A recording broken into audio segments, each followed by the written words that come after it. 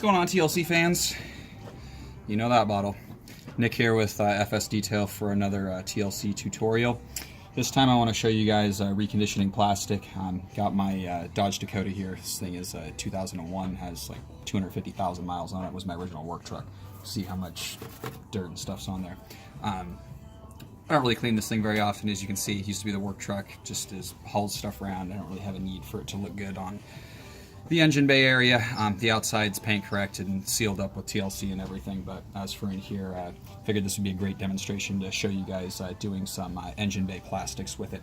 I did another video before where we showed degreasing and actually cleaning an engine bay. So if your engine bay is much dirtier than this and it needs degreasing, refer back to that video. You can check that out on the Last Code YouTube. So pretty basic here. I'm going to use this line here as the halfway point, so we'll leave this all original and then we will shine this up.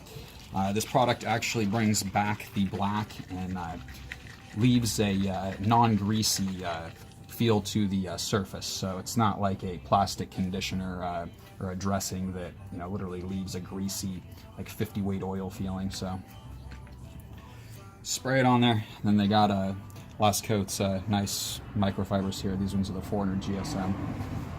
So they're really just gonna wipe it right on. And as you can see, it immediately turns the surface back to its original state. And like I said, this thing is 250,000 miles. And this thing's only been ever degreased and like just quickly hosed off. I've not spent a lot of time in this engine bay to clean it.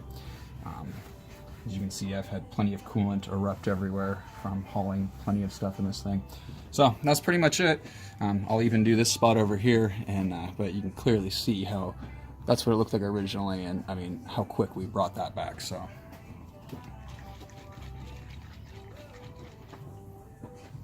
we'll stop at the T here. We'll leave this original, and we'll do this area right here.